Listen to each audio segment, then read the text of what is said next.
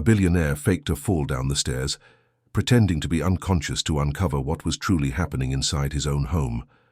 Unaware she was being watched, his new wife revealed her true colors, saying, "Perfect."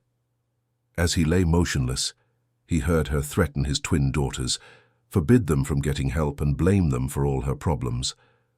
What she did to the children that night left him in shock, and the decision he made next will astound you. Michael Carter surveyed his empire from within his massive Manhattan penthouse. At 45, he was one of the most formidable real estate tycoons in the United States. Skyscrapers bearing his name pierced the sky, and multi-million-dollar contracts crossed his desk daily. He was a man who believed he could control everything. But at this moment, watching his 4-year-old twin daughters, Emily and Hannah, kneeling in a corner of the living room, he felt a part of his heart crumble. "Daddy," Emily murmured in a small voice. It wasn't the bright, cheerful sound he was used to. It was a trembling whisper, frightened of something, as if she were afraid of making a mistake. Michael knelt in front of his daughters. "Why are you sitting here? You can go play in the playroom." Hannah glanced at her sister, then lowered her head. Mommy told us to be quiet."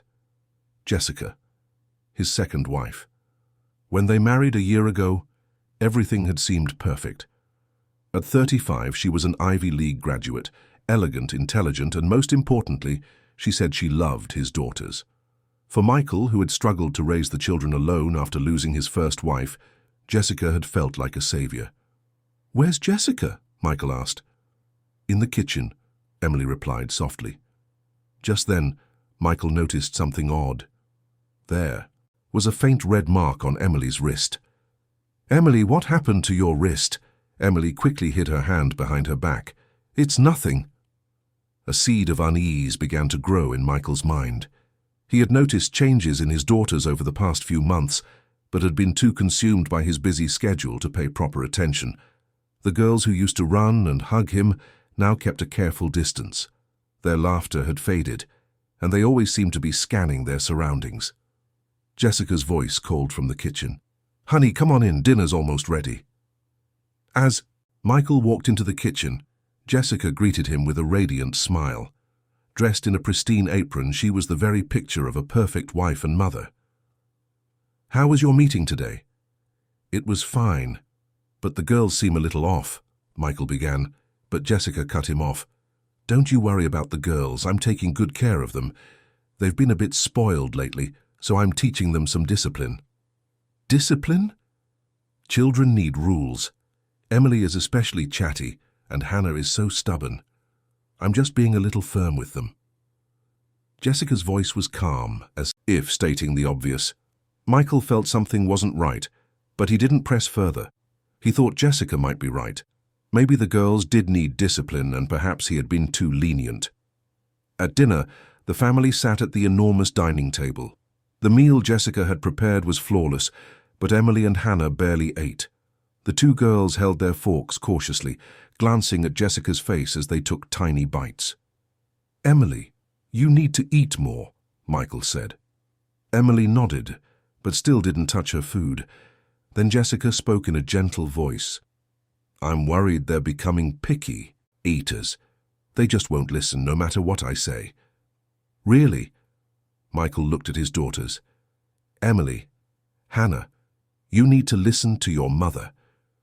The two girls nodded in unison, but Michael read a different emotion in their eyes. It was fear. Why would 4-year-old children have such fear in their eyes? After dinner, while Michael was working in his study, he heard a strange sound from the hallway. It was a soft cry. He opened the door and looked out. Emily and Hannah were hugging each other in front of their bedroom door. "Why are you crying?" "Daddy," Hannah said, wiping her tears. "We were bad." "What did you do wrong?" The children didn't answer. They just held each other tighter. As Michael knelt to meet their gaze, Jessica appeared. "Honey, what's going on?" Jessica's voice was still sweet, but Michael didn't miss the fleeting coldness in her eyes. "The girls were crying. Oh, they're at it again. I scolded them for not cleaning up their toys, and I guess their feelings are hurt." Jessica looked at the girls. Emily, Hannah, apologized to your father. We're sorry, Daddy, the two girls said at the same time. Their voices were robotic, identical, as if they had rehearsed it many times. That night, Michael couldn't sleep and wandered through the house. Passing his daughter's room, he heard a small whisper through the crack in the door. Hannah, let's be quiet tomorrow. I'm scared Mommy will get mad again. Okay, Emily, we can't tell Daddy, right? Mommy will get even madder. Then we'll be alone in the dark room again. Michael's heart began to pound. The dark room.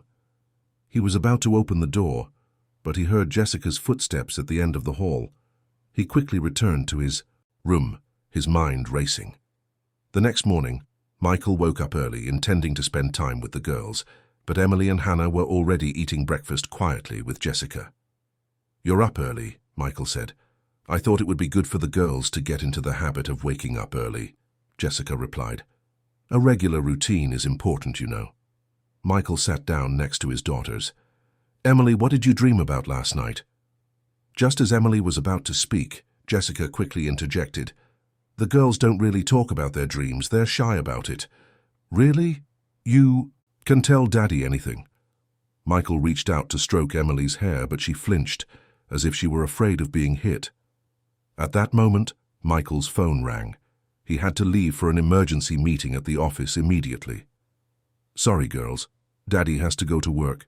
It's okay, honey, I'll be fine here with the girls, Jessica said with a smile.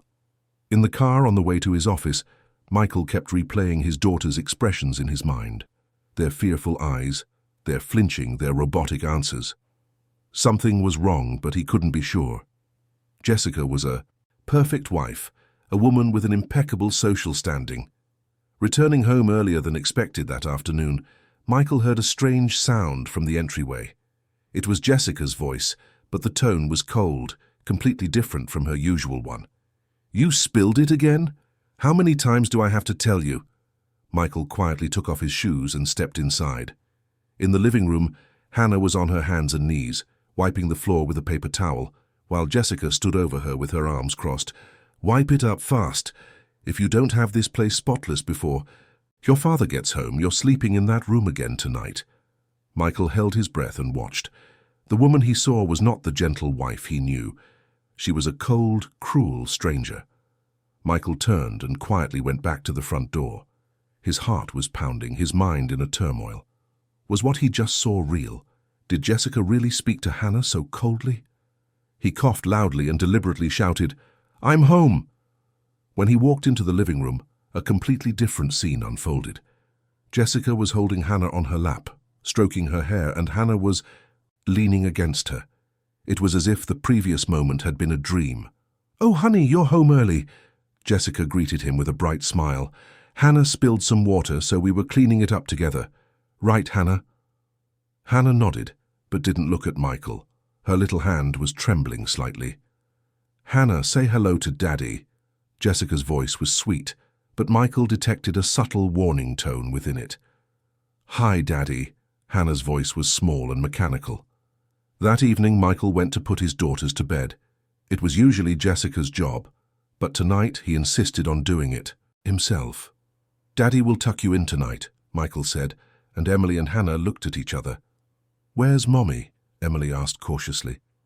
Mommy's in the kitchen doing the dishes. Daddy's going to read you a story tonight. But the girls were still tense. When Michael sat on the edge of the bed, they scooted closer to the wall, as if trying to get away from him. Emily, Hannah, is there anything you want to tell Daddy? The girls looked at each other, then shook their heads. Michael's chest felt tight. When had his own daughters become so distant? All right, I'll read you a story then.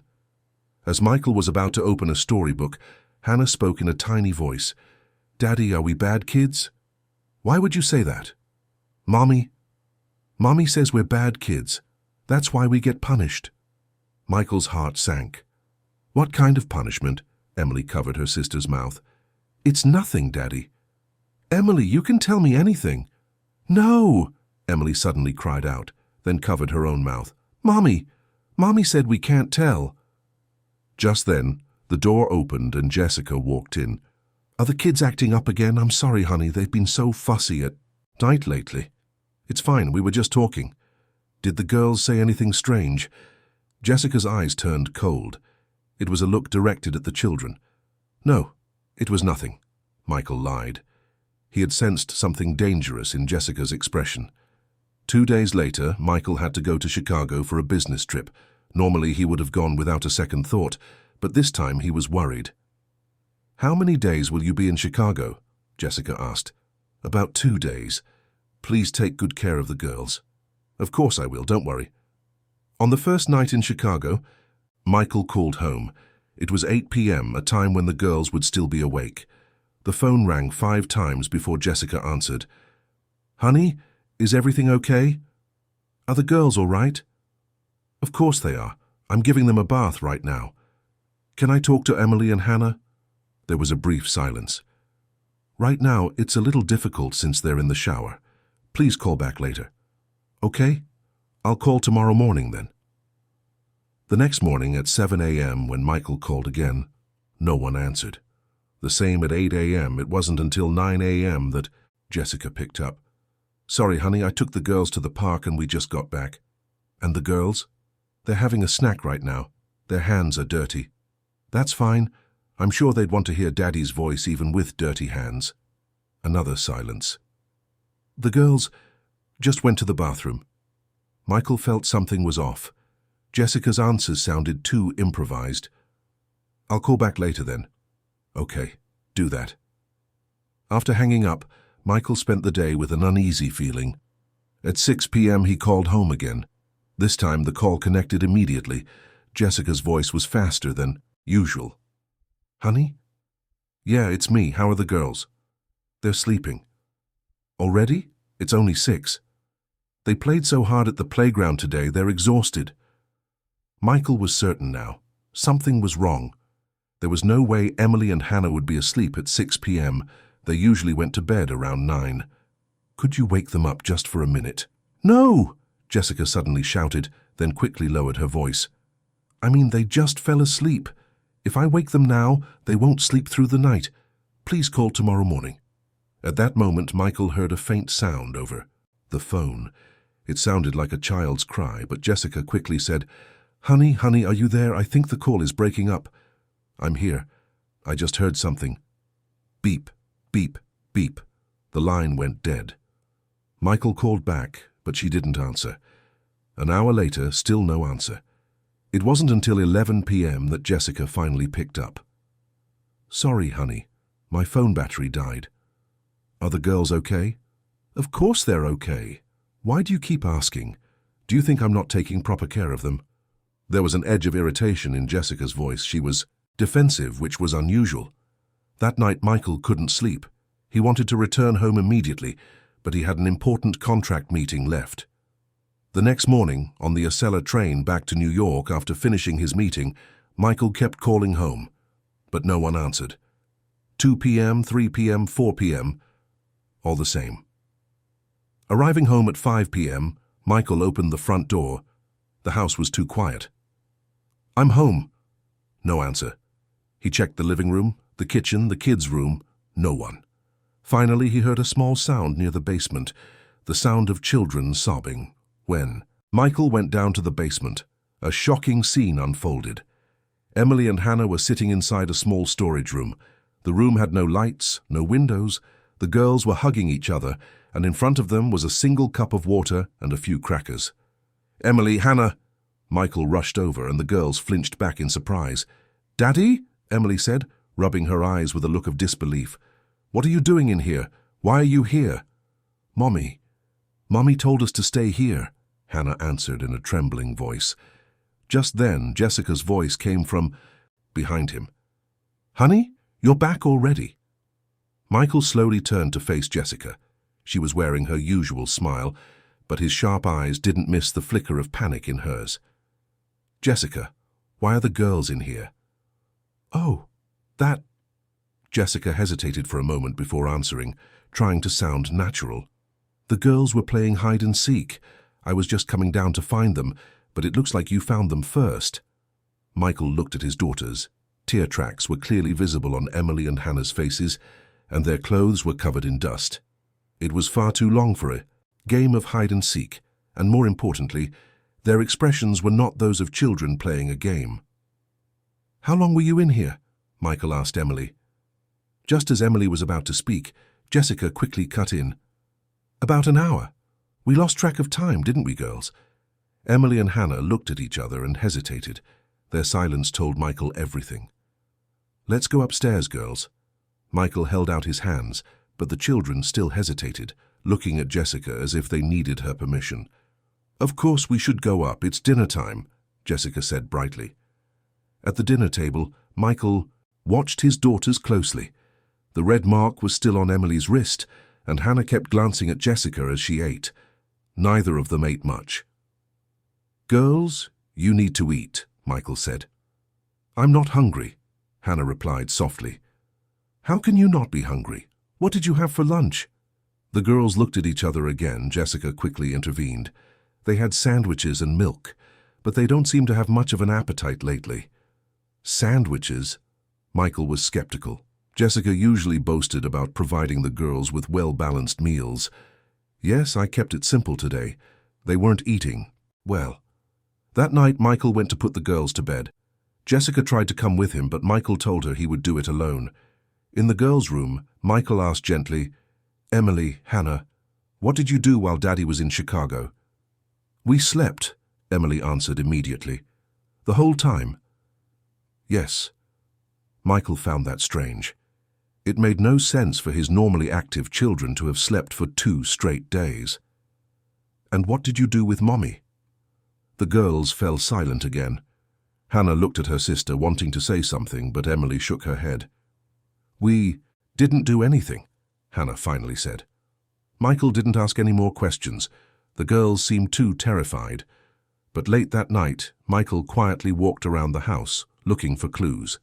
He checked the basement storage room again. The floor was thick with dust, with several small footprints on top.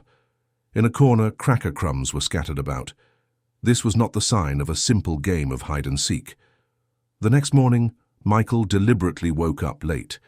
He went out to the living room at 8 a.m., an hour later than usual, and witnessed a strange scene. Jessica was whispering something to Emily, and Emily was nodding. When Michael appeared, Jessica quickly turned around and smiled brightly. "Oh, honey, you slept in." "Yeah, I was tired from yesterday. What are the girls up to?" Emily was just saying she's sorry about yesterday. "Right, Emily?" Emily nodded mechanically. "I'm sorry, Daddy." "What are you sorry for?" For not listening yesterday." Michael looked into his daughter's eyes. They were filled with fear, a terror that suggested something terrible would happen if she gave the wrong answer. "Emily, you did nothing wrong." At those words, Emily's eyes widened. Jessica's expression hardened for a second before changing back to a smile. "You're too lenient with them, honey. That's why they're becoming spoiled." "What do you mean, spoiled?" "Talking back, throwing tantrums, not cleaning up." Jessica began to list, but the Emily and Hannah that Michael remembered were not like that. If anything, they were quiet and obedient for their age. That afternoon, Michael left work early and sat in a cafe near his house. He wanted to watch the house. Around 3 p.m., he witnessed a disturbing scene in his own yard. Jessica had Hannah standing in a corner of the yard and was yelling something at her. He was too far away to hear the exact words, but he could see Hannah keeping her head down. Jessica's gestures seemed to be getting more aggressive. Michael regretted not bringing binoculars. But then, an even more shocking scene unfolded. Jessica grabbed Hannah's arm and dragged her into the house. Hannah's body seemed to resist, but Jessica forced her inside. Michael immediately ran home. When he opened the front door, the house was quiet. "I'm home." Jessica came out from the kitchen to greet him, looking as normal as ever. "Oh, you're home early. Where's Hannah?" "She's taking a nap in her room. She seemed a little tired today." Michael went to Hannah's room. He opened the door slightly and saw Hannah lying on the bed. But she didn't seem to be asleep. She was curled up in a ball, and he could hear occasional soft sobs. "Hannah?" Hannah jumped, startled, and sat up. There were tear stains on her face. "Daddy, Why were you crying? I wasn't crying. Hannah, tell Daddy the truth. Did Mommy scold you? Hannah bit her lip and shook her head, but her denial only confirmed his suspicions. That evening, Michael made a crucial decision. He had another business trip scheduled for the next day, but this time he would approach it differently. I have to go to Philadelphia tomorrow, Michael said during dinner.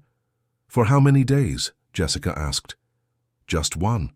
I'm leaving in the morning and coming back in the evening. A look of relief flashed across Jessica's face. It was only for a moment, but Michael didn't miss it. Early the next morning, Michael left the house, but he didn't actually go on the trip. Instead, he checked into a hotel near his office, planning to return home secretly in the afternoon. At 2 p.m., Michael quietly approached the house.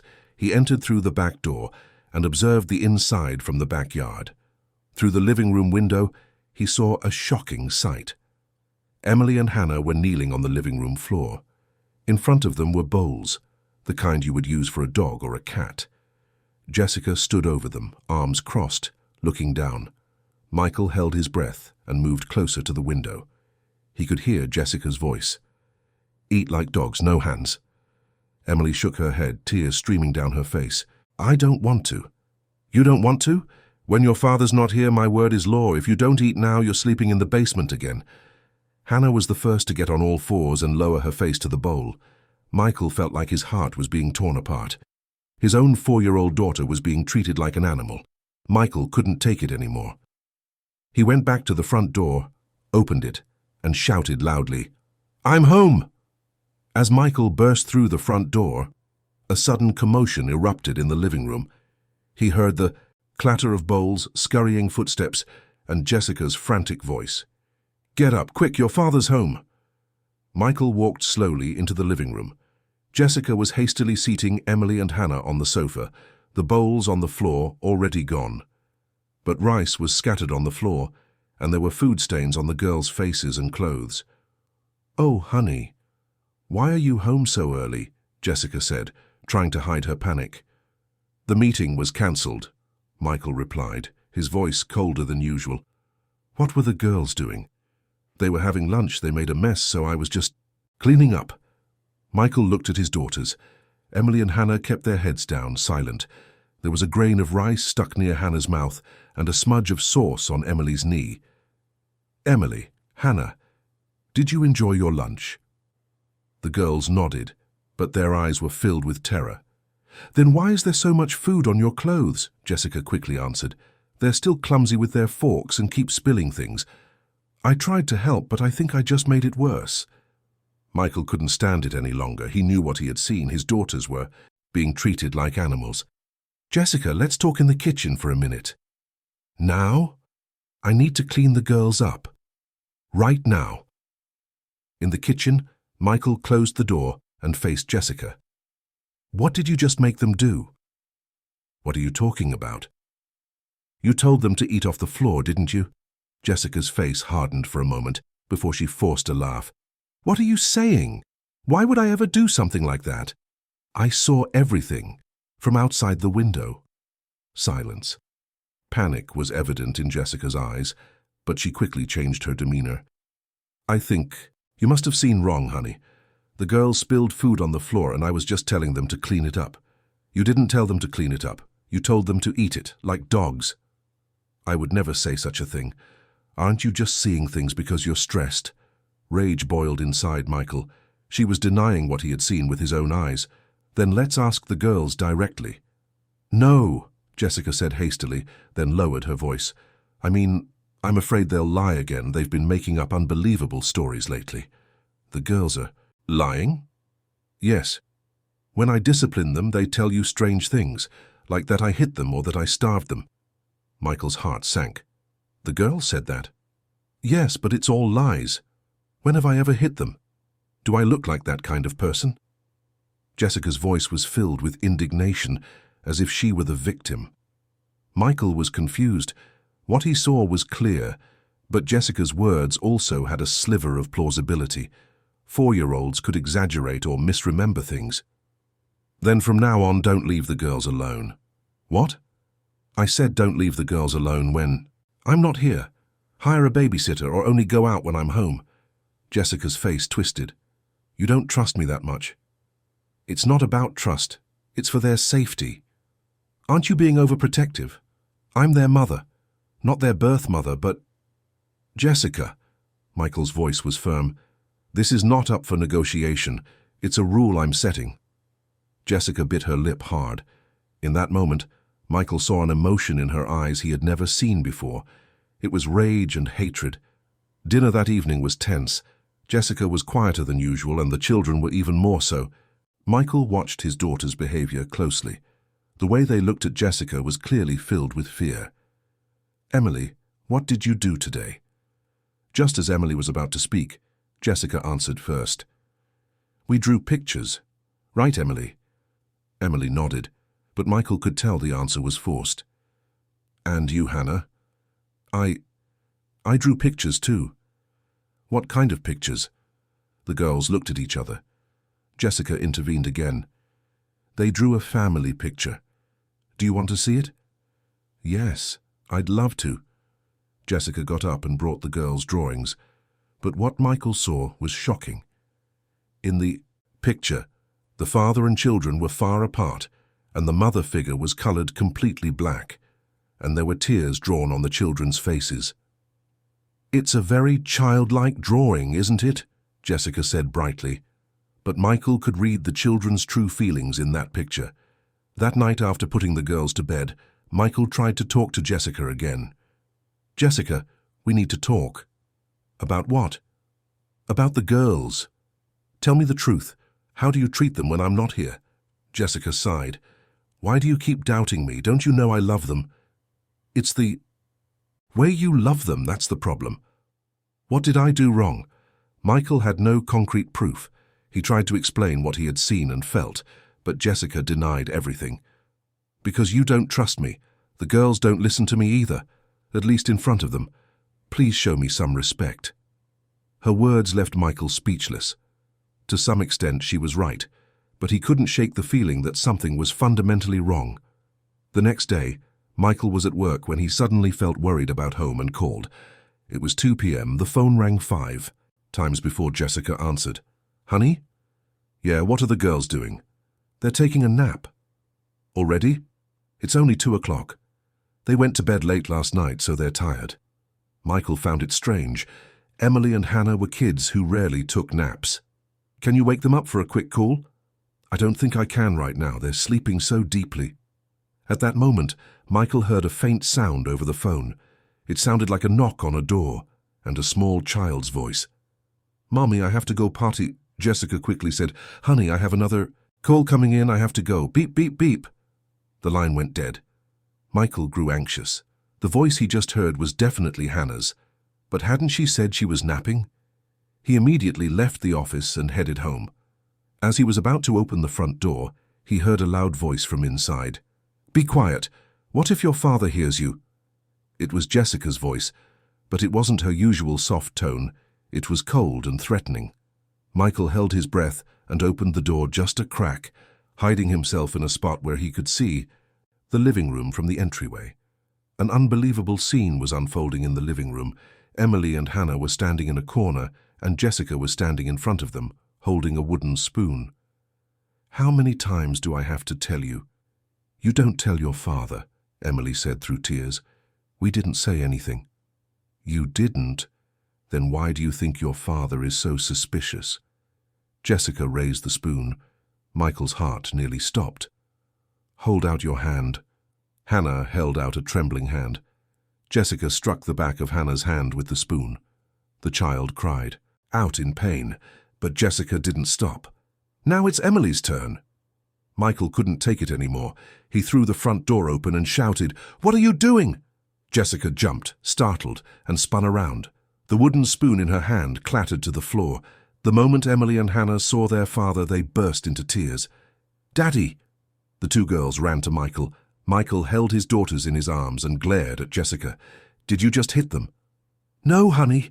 It's a misunderstanding, Jessica said frantically.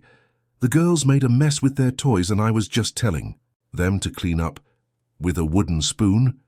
That's not... Jessica's voice trembled. They weren't listening, So I was just trying to scare them. I didn't actually hit them." Michael checked Hannah's hand. A red mark was clearly visible on the back of her hand. It was definitely the mark of being hit with the spoon. "This is just scaring them." Michael's voice turned ice cold. "That was an accident." Jessica tried to make an excuse, but Michael didn't want to hear it anymore. "Girls, go to your room. Daddy will be there in a minute." Emily and Hannah held hands and went to their room. After they were gone, Michael faced Jessica. "How long has this been going on?" "Honey, Answer me." Jessica flinched. It was the first time Michael had ever raised his voice like that. "I was just trying to discipline them. Children need rule." "Discipline? Hitting 4-year-old girls is discipline? I'm not their real mother. I thought I had to be stricter for them to listen." Michael tried to find some truth in Jessica's words, but he could still see the flicker of deceit in her eyes. "From now on, you will never lay a hand on them." "Yes, I understand. I'm so sorry," Jessica said, bowing her head. But Michael couldn't shake the feeling that something much bigger was hidden. What he saw today was just the tip of the iceberg. That evening, Michael spent a long time with his daughters. As he examined their bodies more closely, he found several small bruises in addition to the mark on Hannah's hand. There were finger-like bruises on their forearms and scratches on their legs. "Emily, when did you get this bruise?" "I fell," Emily answered softly. "Where did you fall?" "On the stairs." But Michael thought about the stairs in their house. They were all carpeted, making it difficult to get such a bruise.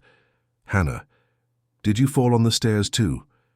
Hannah looked at her sister and nodded, but their answers felt rehearsed. "Girls, is there really nothing you want to tell Daddy?" The two children looked at each other and hesitated. Just as Hannah was about to speak, they heard Jessica's footsteps outside the door. The girls immediately clammed up. "Honey, should I bring the girls some milk?" Jessica's voice came from outside the door. "It's fine, I'll give it to them later." The footsteps faded away, but the girls were still tense. Michael realized it then. The girls were terrified of Jessica, and that fear was not just because of her strictness.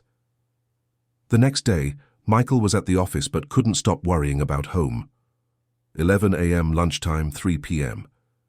He called several times throughout the day, but Jessica's answer was always the same. The girls were playing fine, they were napping, they were having a snack. When Michael got home that evening, he noticed something strange. The cushions on the living room sofa were arranged differently, and there were signs that the floor had been recently mopped. "Did you clean today?" Michael asked. "Yes, the girls spilled some juice, so I wiped it up," Jessica replied. But Michael was suspicious. The drinks the girls usually had were water or milk, which wouldn't require such extensive cleaning. "What kind of juice?" "Orange juice." Michael checked the refrigerator. There was orange juice, but it was a new, unopened carton. That night, Michael made a critical decision. He had to know for sure what Jessica was really doing. But direct surveillance had its limits, so he came up with another plan. The next morning, Michael told Jessica, "I have an important dinner with clients tonight, so I'll be late." "What time will you be home?" "Probably around 11 or midnight, maybe even later." A subtle change flickered across Jessica's face. "That's fine. The girls and I will have a quiet evening." After finishing his work at the office, Michael didn't actually go to the client dinner. Instead, he spent time at a nearby cafe and returned home around 8 p.m. But this time, he didn't go through the front door. He approached through the backyard. Peeking through the backyard window, he saw a horrifying scene. Emily and Hannah were sitting on the floor under the dining table, and Jessica was sitting in a chair, kicking them with her feet. "Don't get up. Dogs belong on the floor." Michael's blood pressure soared, but he held back. He had to see more. Jessica got up, went to the kitchen, and came back with dog bowls. Inside was a mixture of cold rice and water. "Dinner's served. Enjoy." "Can't we use our hands?" Emily asked in a small voice. "No, dogs only eat with their mouths." Hannah started to cry. "Mommy, we're not dogs." Jessica suddenly grabbed Hannah by the hair. "What did you say? You're not a dog?" "That hurts." "If it hurts, then you'll listen. When your father's not here, I'm the queen. Got it?" Michael was about to burst in, but at that moment, Jessica said something even more terrible. "Your father suspects me, but what do you think will happen if you tattle again?" The children trembled and shook their heads. "If I disappear, who knows what will happen to you? Your father doesn't want you. He married me to dump you on me." "That's not true," Emily cried out. "It's not." "Then why is he always working? Why doesn't he spend time with you?" "It's because he doesn't like you. Without me, you'll end up in an orphanage." Michael's heart felt like it was being ripped apart. He now understood the cruel lies Jessica had been feeding his children. "So you will never, ever tell your father, understood?" The children nodded, tears streaming down their faces. Jessica suddenly glanced outside. Michael quickly ducked out of sight, worried he had been seen. "Get up and go to your room, and don't come out until your father gets home." The girls stumbled to their feet. Their clothes were dirty, their faces streaked with tears. Michael couldn't bear it any longer, but if he went in now, Jessica would deny everything, and the children would suffer even more. He made a decision. To get undeniable proof, he had to use an extreme method. He needed a way to completely expose Jessica's true self. Michael quietly left the house and returned to the cafe. He began to formulate a plan, a way to make Jessica completely let her guard down, a situation that would force her to drop her mask entirely. It wasn't until 11 p.m. that Michael returned home. As he opened the front door, Jessica was on the sofa watching TV. "Welcome home, honey. How was the dinner?" "It was fine. How are the girls?" "They went to bed early. They played well all day." Michael went to check on the girls. Emily and Hannah were asleep in their beds, but tear stains were still visible on their faces. "My girls," Michael whispered softly. "Daddy will save you. I promise." At that moment, Michael finalized his plan. Tomorrow, he would expose Jessica's true nature completely, even if it meant putting himself in danger. Michael didn't sleep a wink that night. Lying in bed, staring at the ceiling, he meticulously planned his next move, a way to expose Jessica's true self, a way to get undeniable proof that she could no longer refute. At 5 a.m., Michael quietly got up and went to his study. He decided to call an old friend, Dr. Ben Williams, his college roommate, who was now a psychiatrist. "Ben, it's me." "Michael, what's wrong at this hour?" "It's urgent. Can we meet?" Ben's concerned voice came through the phone. "What is it? You sound terrible." "I can't talk about it over the phone. Are you free this morning?" "Yeah, come to my office at the hospital at 9. Michael left the house earlier than usual. He told Jessica he had an early meeting, but he was actually going to see Ben. At the psychiatric clinic, Michael told Ben everything that had happened over the past few weeks. The changes in his children, Jessica's two-faced behavior, the abuse he had witnessed.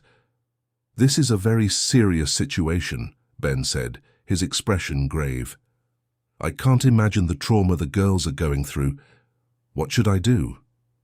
"First, you need to get the children to a safe place, and then start the legal process."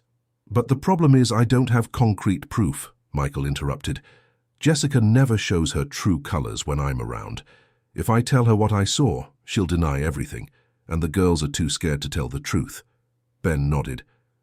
"That's a classic abuser pattern, forcing silence, isolating the victims. That's why I'm thinking of an extreme measure." "What kind of measure?" Michael hesitated for a moment before speaking. "I'm going to make her completely let her guard down, create a situation where I can no longer intervene to draw out her true self." "What are you talking about?" "I'm going to fake an accident.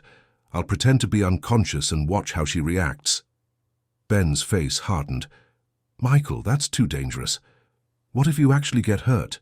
"I don't have any other choice. If I let this continue, my daughters—" Michael's voice trembled. "Ben, if you had seen what I saw last night. She made Hannah eat off the floor like a dog, kicked them, threatened to send them to an orphanage." Ben sighed. "All right, but you have to be extremely careful, and, just in case." "What?" "Find a way to record the situation. Hide a smartphone or a recorder, and I'll give a heads up to my colleagues in the ER, so if a real emergency happens, you can get help immediately." Michael nodded. "And one more thing. If I'm in real danger, I'll be there right away, just call. Leaving the hospital, Michael stopped at an electronics store and bought a small digital recorder. It was a new model with a voice activation feature that would only start recording when it detected sound. When he returned home, Michael acted as if nothing was wrong. But in his mind, he was constantly refining his plan. "I have a company dinner tonight," Michael told Jessica. "What time will it be over?" "It'll be late. It might go on until the early morning." A glint appeared in Jessica's eyes. It was the anticipation of having a long period of freedom. "Well, the girls and I will have a quiet night then." At dinner, Michael watched his daughters closely. Emily and Hannah still ate cautiously, glancing at Jessica. It looked like there were new bruises on their wrists and arms. "Emily, what did you do today?" Just as Emily was about to speak, Jessica quickly interjected. "We drew pictures, right, Emily?" Emily nodded, but Michael could read a plea for help in her eyes. After dinner, Michael went to put the girls to bed. He spent longer with them than usual, talking to them. "Emily, Hannah, even if Daddy is gone for a little while, I need you to never forget that I love you." "Daddy, where are you going?" Hannah asked, looking anxious. "I'm just going out for a bit, but if anything happens, you can call for Daddy." The girls looked confused, but Michael couldn't explain any further. At 9 p.m., Michael left the house, but he didn't actually go to the dinner. Instead, he waited at a nearby cafe, biding his time. At 11 p.m., Michael headed back home, but instead of using the front door, he quietly approached through the backyard. Peeking through the window, he saw Jessica and the girls in the living room. Jessica had the girls sitting on the floor while she sat on the sofa. In her hand was the wooden spoon again. "Your father is going to be late, so tonight we're going to have a special extended lesson." Michael quietly opened the back door and slipped inside. He turned on the recorder and hid it near the living room. He also hid his smartphone in a strategic location. Now came the most dangerous part. Michael went up the stairs, deliberately making loud footsteps. "I'm home," Jessica answered in a surprised voice. "Oh, you're back already. The girls and I were just watching TV." Michael walked down into the living room, carefully eyeing the stairs. There was a small rug halfway down, a perfect spot for his plan. "The dinner ended early. The girls are still up?" "Yes. They were waiting for you." Michael smiled at his daughters. "Now that Daddy's home, it's time for bed." After tucking the girls in, Michael sat with Jessica in the living room. He deliberately acted tired, yawning. "I'm exhausted today." "Really? You should get to bed early then." "I think I will, but I'm going to get some water first." Michael went to the kitchen, drank some water, and then headed for the stairs.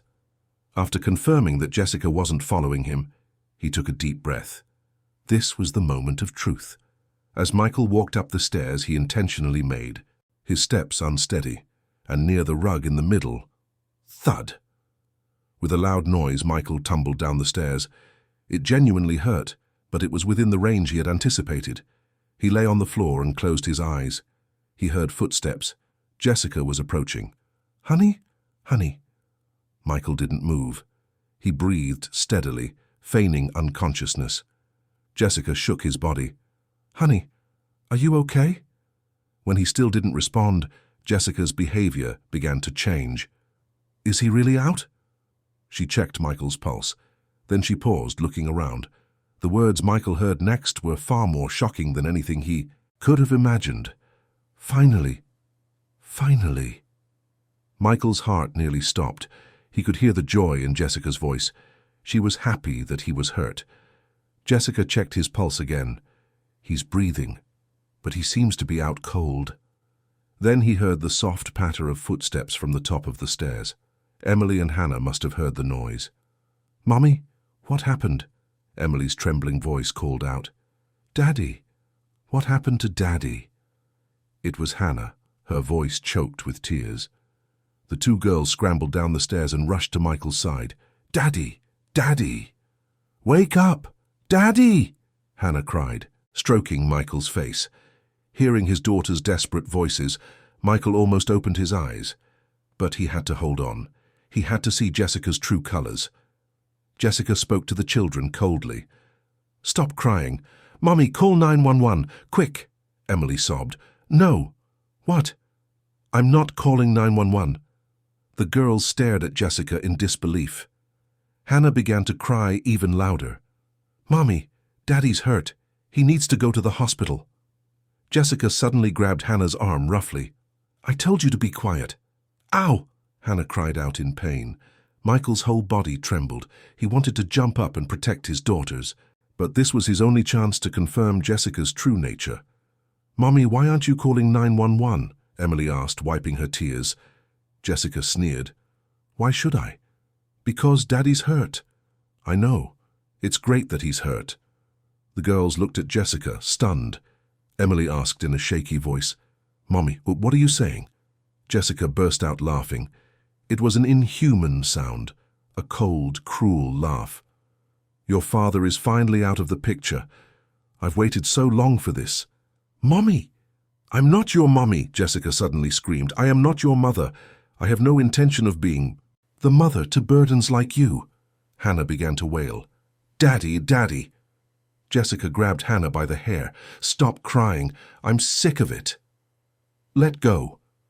Emily tried to protect her sister, but Jessica shoved her away too.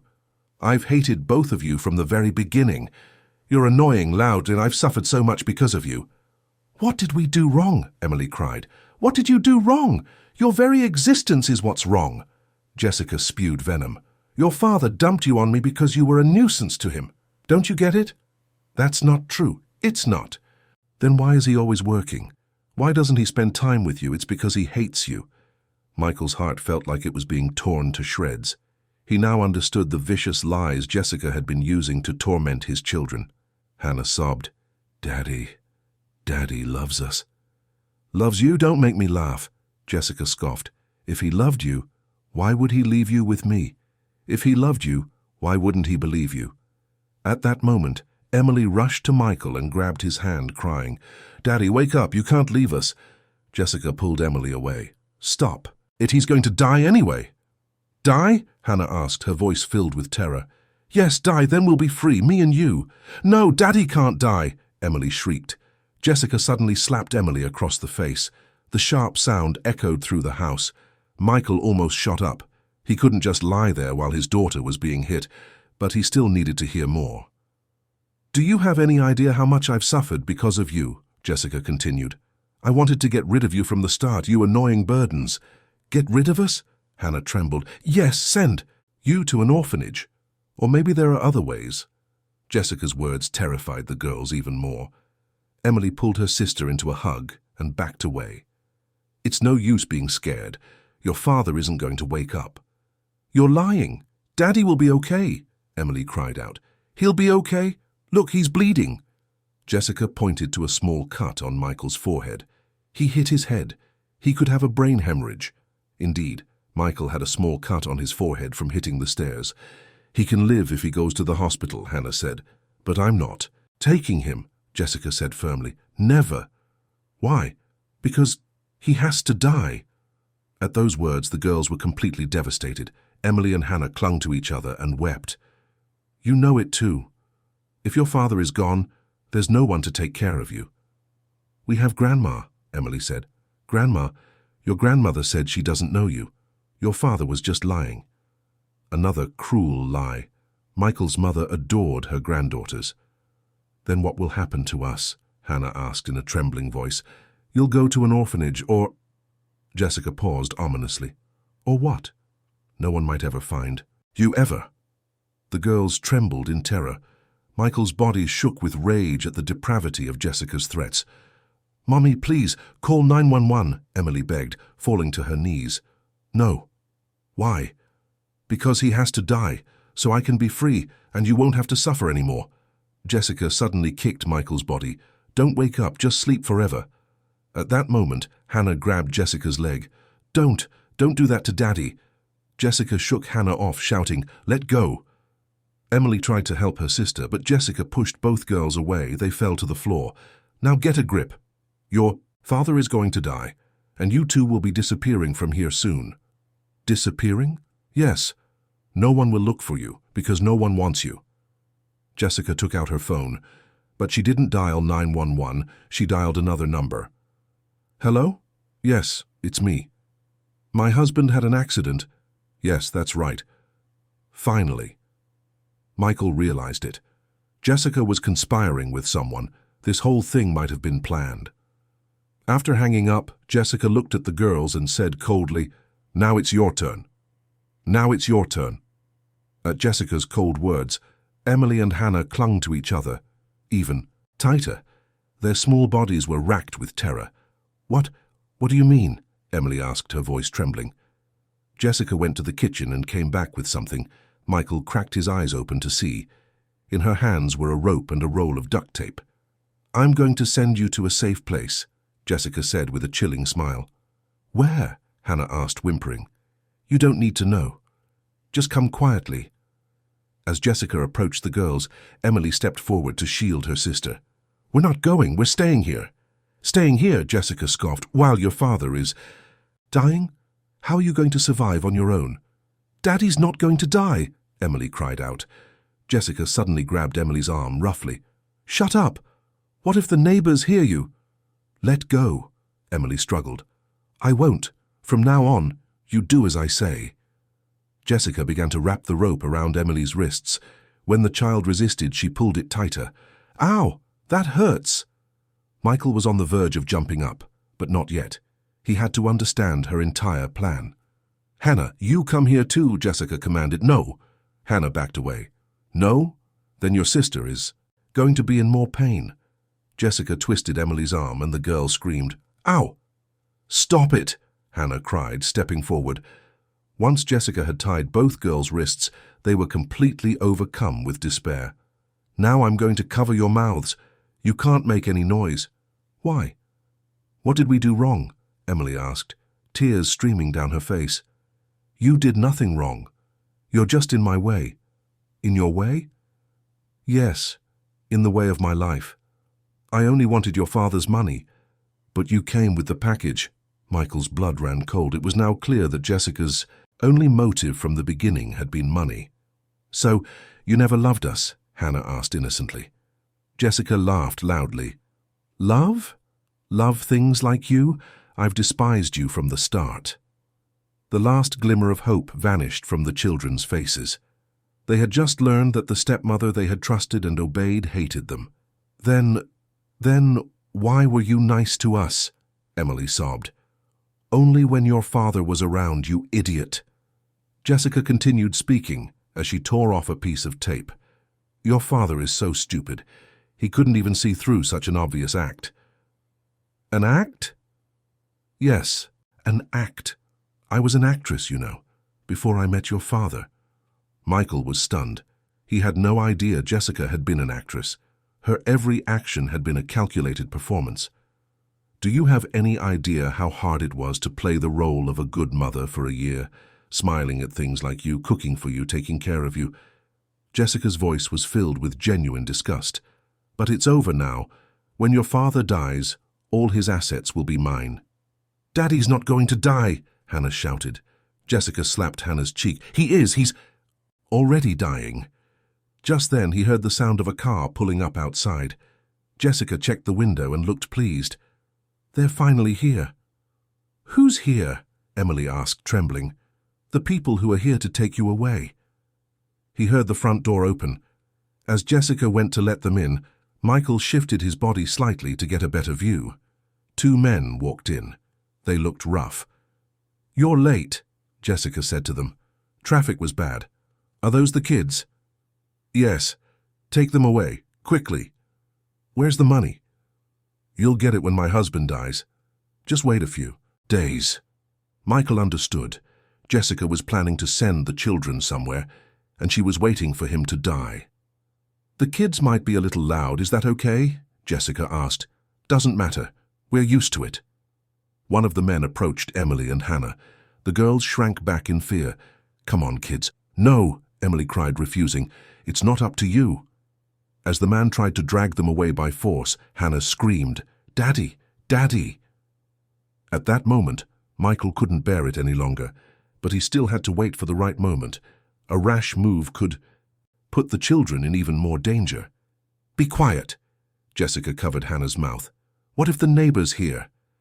"It's fine. This will all be over tonight anyway," the man said. "Tonight?" Jessica asked, surprised. "Yeah. Dragging this out could cause problems." Michael's blood pressure spiked. He could guess what these men were planning. "What about my money?" "You'll get it after your husband dies. Looks like that might be sooner than you think." The man pointed at Michael. Michael continued to feign unconsciousness. "Looks like a brain hemorrhage, and it's been a while. He'll be gone in a few hours." Jessica looked satisfied. "Then take the kids away quickly." "All right, but are there any valuables in this house? We might as well clear them out now." "There's cash in the safe, and my wedding jewelry." Michael saw how meticulously Jessica had planned everything. She was after his entire fortune. "What's the combination?" "My daughter's birthday, 0304. Those words enraged Michael even more. Jessica was exploiting the password he had set because he loved his daughters. "Good, we'll take care of it." As the men moved to take the children, Emily resisted one last time. "Daddy, we can't leave you." Her desperate cry tore at Michael's heart. But it still wasn't the perfect moment. "Shut up!" Jessica hit Emily. "Mummy, please!" "I told you, I'm not your mummy. I have nothing to do with you." As one of the men tried to lift the girls, Hannah screamed one last time. "Daddy, wake up, help us!" That was it. That was the moment Michael had been waiting for. He suddenly opened his eyes and sat up. "Get your hands off my daughters!"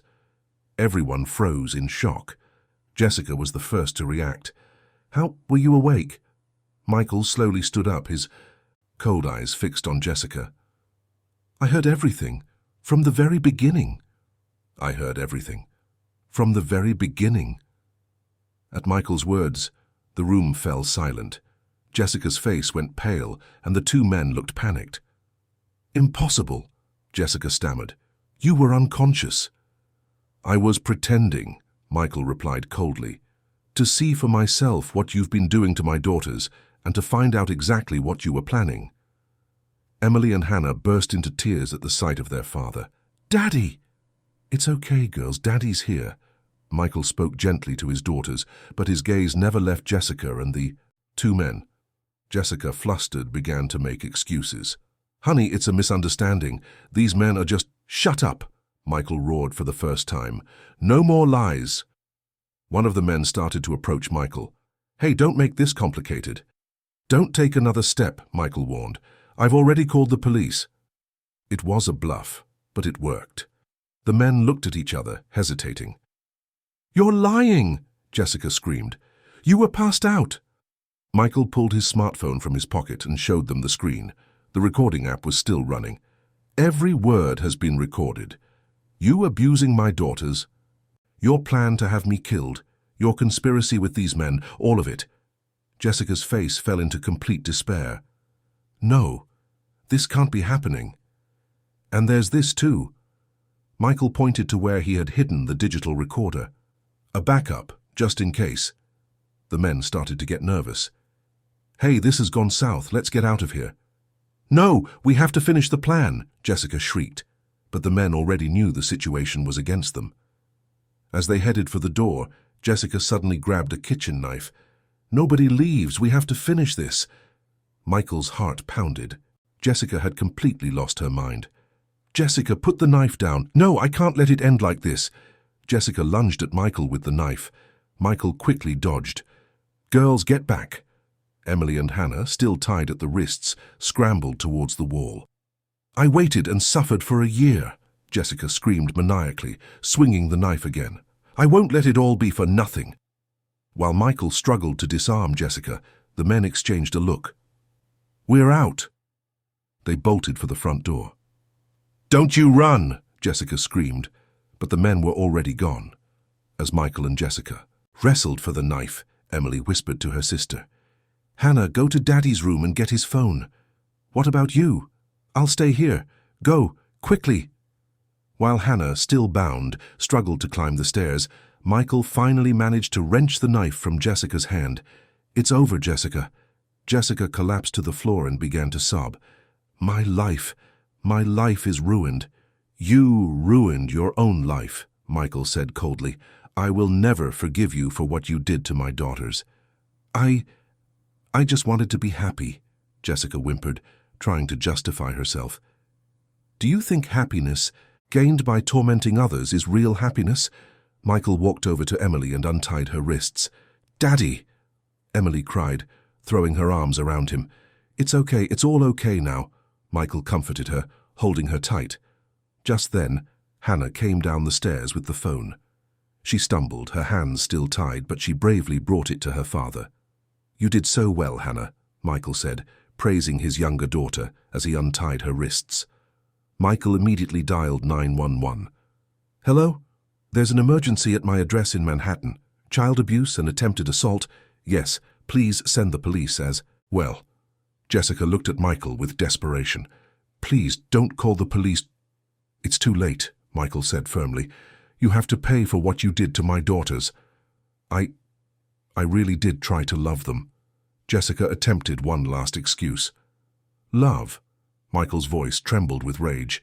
"Treating 4-year-old children like dogs, making them eat off the floor, locking them in the basement and beating them. Is that love?" Jessica was speechless. "Threatening to send them to an orphanage, lying that their grandmother hates them, and brainwashing them into thinking I don't want them. Do you think that's love?" Every word. Michael's spoke was like a dagger to Jessica. Emily and Hannah stood on either side of their father, looking at Jessica. They were no longer afraid. They knew their father was there to protect them. "Daddy," Emily said softly, "are we really not going to an orphanage?" "Never. Daddy will never send you anywhere," Michael promised, pulling his daughter closer. "And Grandma, does she really love us?" "Of course she does. Your grandmother loves you more than anything in the world. We'll go see her soon." A wave of relief washed over the girls' faces. The wounds from Jessica's lies were beginning to heal. He heard sirens in the distance. An ambulance and police cars were on their way. "Jessica," Michael said one last time, "if you had truly loved them, none of this would have happened. You're a person who doesn't know what love is." Jessica offered no more excuses. Even she knew how monstrous her actions had been. There was a knock at the front door. "Paramedics!" Michael opened the door, and paramedics and police officers entered. "Are you the one who called?" "Yes, that's me," Michael answered. "It's a child abuse case." The police looked at Jessica. She was sitting on the floor, a vacant expression on her face. "Are these children the victims?" "Yes, they're my daughters," Michael said, gesturing to Emily and Hannah. A paramedic approached the girls to check their injuries. "There are marks on their wrists. They should get a proper examination at the hospital." "Understood," Michael nodded. As the police moved to arrest Jessica, she looked at Michael one last time. "I'm so sorry." But the apology was far too late. The damage had already been done. The day after Jessica's arrest, Michael sat in the pediatric wing of NYU Langone Medical Center. Emily and Hannah were undergoing various evaluations, and he was waiting for the results. "Mr. Carter?" The attending physician came out to call him. "Yes, doctor." "I have an update on the girl's condition. Physically, there are no major issues. The bruises on their wrists and arms are all treatable." Michael breathed a sigh of relief. "However, the psychological trauma is severe. The children have experienced significant stress, and it's highly likely their ability to form secure attachments has been damaged." Secure attachments. Their fundamental trust in adults has been broken. They will need therapy, and it will likely take a long time. Michael's heart grew heavy. How long will it take? It varies for each child. It could be months or it could be years. But with your love and patience, a full recovery is possible. That afternoon, at the NYPD's 19th Precinct, Michael met with a detective. "I have the results of our investigation into the suspect, Jessica Davis," Detective Miller said, opening a file. "What did you find?" Jessica Davis's real name is Megan Smith. Jessica was an alias, and she has a rather complicated history. Michael was stunned. An alias? Yes, she was involved in a similar case 3 years ago. She married a 60-year-old widower and attempted to defraud him of his assets. "What?" Michael's voice shook. She wasn't prosecuted then, due to a lack of evidence, but this time we have irrefutable proof. The audio recordings and testimonies are conclusive. Detective Miller showed him another file, and the accomplices we arrested last night have confessed. Megan Smith hired them to kidnap your children. Kidnap them? Michael was horrified. The plan was to send the children to another state and then wait for you to die. That way, she could legally inherit your estate. A chill ran down Michael's spine. If he hadn't gone through with his plan, his daughters might have disappeared forever. What kind of sentence is she facing? She'll be charged with child abuse, conspiracy to kidnap, fraud, and more. We're expecting a sentence of at least 7 to 15 years. When Michael returned home, he found Emily and Hannah huddled together in a corner of the living room. They were still on edge. "Girls, are you hungry?" They nodded, but didn't move.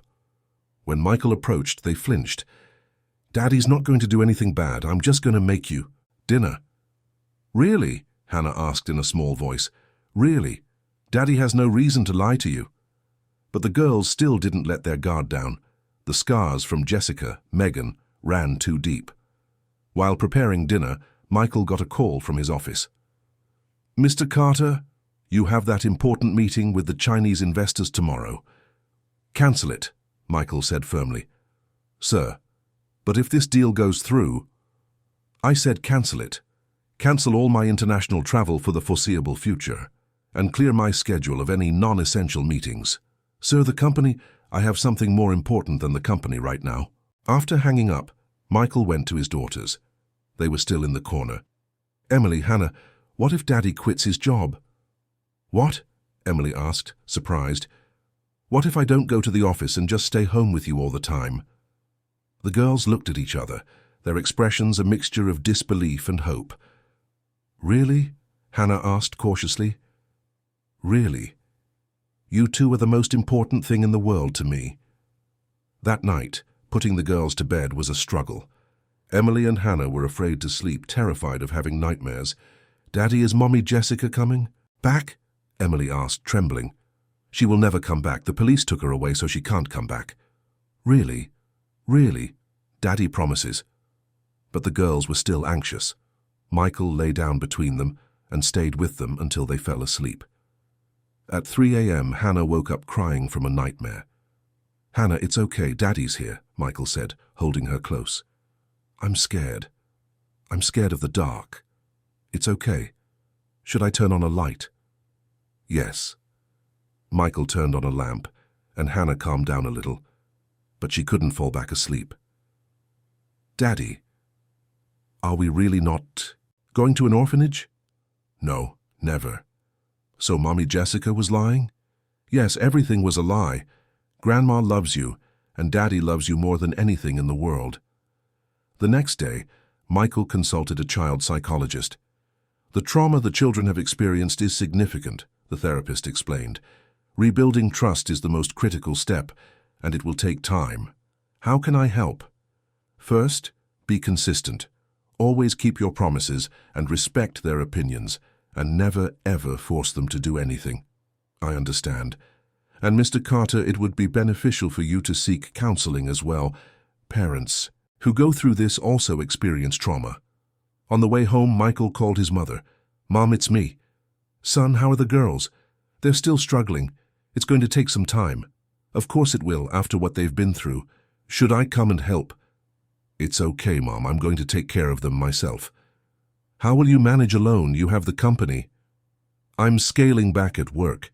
The girls are more important right now." His mother was silent for a moment, then said, "You're right, it's a late decision, but it's the right one." That evening, Michael prepared dinner with the girls.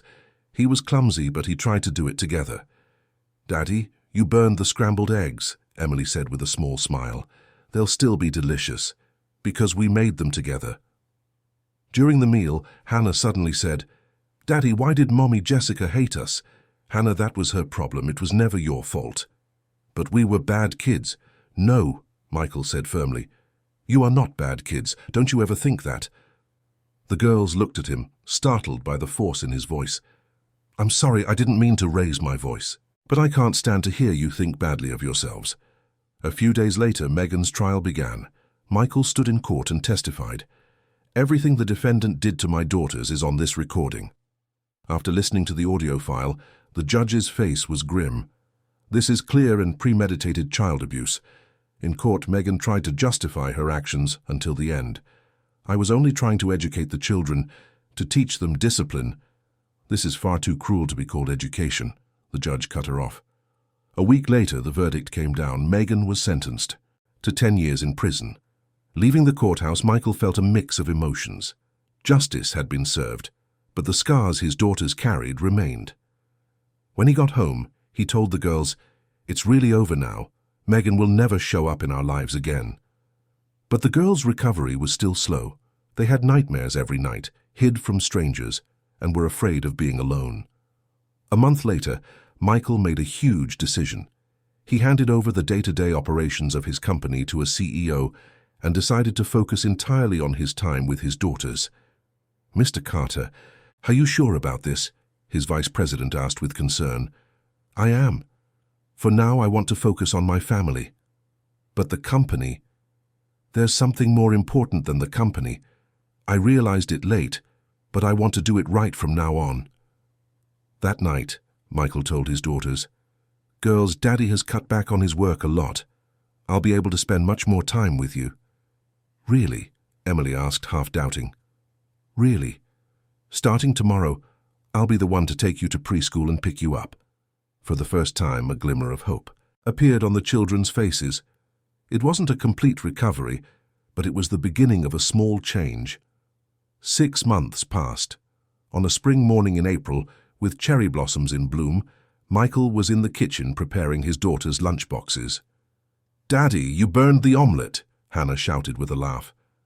"That's okay, let's try again," Michael replied with a smile. Emily, wearing an apron, stood next to her father, helping with the rice. The girls no longer hid in the kitchen. They enjoyed cooking with their dad. "Daddy, we have a homework assignment at preschool today to draw." "A family picture," Emily said. "What kind of picture are you going to draw?" "The three of us holding hands and smiling, and I'm going to add our real mommy watching over us from heaven." Michael's heart warmed. The girls were now able to talk about their first mother naturally. After breakfast, Michael took the girls to preschool. "Daddy, are you picking us up today too?" Hannah asked, as if for confirmation. "Of course. When have I ever broken a promise?" "Never," the two girls answered in unison. The preschool teacher approached Michael. "Mr. Carter, the girls have brightened up. So much. Emily is especially helpful to her friends in class, and Hannah is doing great with her presentations." Back home, Michael called his mother. "Mom, I'm bringing the girls over this weekend." "Oh, wonderful. Grandma is dying to see them." When Michael went to pick up the girls that afternoon, he heard some unexpected news. "Mr. Carter, Emily gave a presentation today on the topic of my family," her teacher said. "What did you talk about?" Michael asked Emily. "I said that Daddy is the best daddy in the world," Emily said in a small voice, "and that you stood up to a bad person to protect us," Hannah added. Tears welled up in Michael's eyes. He was amazed that the girls were able to process that terrible experience in such a positive way. While preparing dinner at home, Hannah suddenly said, "Daddy, we don't have scary dreams anymore. We have good dreams instead. Then should we really go to the amusement park this weekend?" "Really?" The girls' eyes sparkled. "Really? We'll stop by on our way back from Grandma's house." On Saturday, Michael headed to his mother's house with the girls. He could hear them singing in the back of the car. "Grandma, we're here!" Hannah shouted, running into her grandmother's house as soon as they arrived.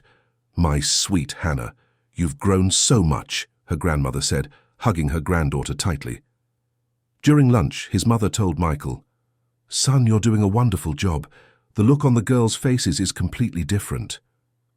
In the afternoon, the whole family went for a walk in the park. Emily and Hannah walked ahead, holding their grandmother's hands. "Grandma, our daddy is the best. He packs our lunch every day and always keeps his promises."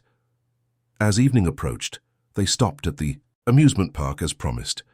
When the girls said they wanted to ride the roller coaster, Michael was a little worried. "Won't it be scary?" "It's okay," "We have you with us, Daddy," Emily said confidently.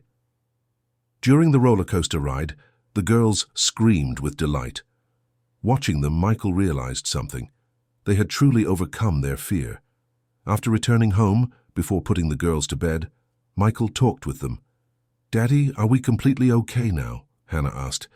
"I think I'm okay. I'm not scared anymore," Emily answered. "And I trust you, Daddy," Hannah added. "I trust you too. We've all become stronger." A few weeks later, he received a call from their child psychologist. "Mr. Carter, shall we do a final evaluation at next week's session? I believe we can conclude their regular therapy." "Really?" "Yes, it seems the girls have made a full recovery." Emily and Hannah's final therapy session ended. "Congratulations, girls. You are now truly healthy and happy children," the therapist said with a smile. "Thank you, doctor," the girls said. Leaving the clinic, Michael felt overwhelmed with emotion. The long 6-month journey was finally over. That evening, Michael prepared a special dinner. "Why did you make so much food?" Emily asked, surprised. "Because today is a special day. It's the day we truly became a new family." After dinner, Michael sat with the girls in the living room and said, "Emily, Hannah, I want to make you a promise. From now on, I will never leave you alone. I will always be by your side, and I will always protect you." "We promise too. We'll always trust you, Daddy," Hannah said. "And we'll always love each other," Emily added. The three of them hugged each other tightly. There was no more fear, no more anxiety. Only love surrounded them. That night, Michael wrote the final entry in his journal. "Today, our journey of healing has come to an end. 6 months ago, we were broken, but now we are a stronger, more beautiful family. Emily and Hannah have found their laughter again, and I have become a true father. The light we found in the darkness will shine on us forever." Outside the window, the dawn was breaking. It was a new day, a new beginning. For Michael, Emily, and Hannah, their truly happy story was just about to start.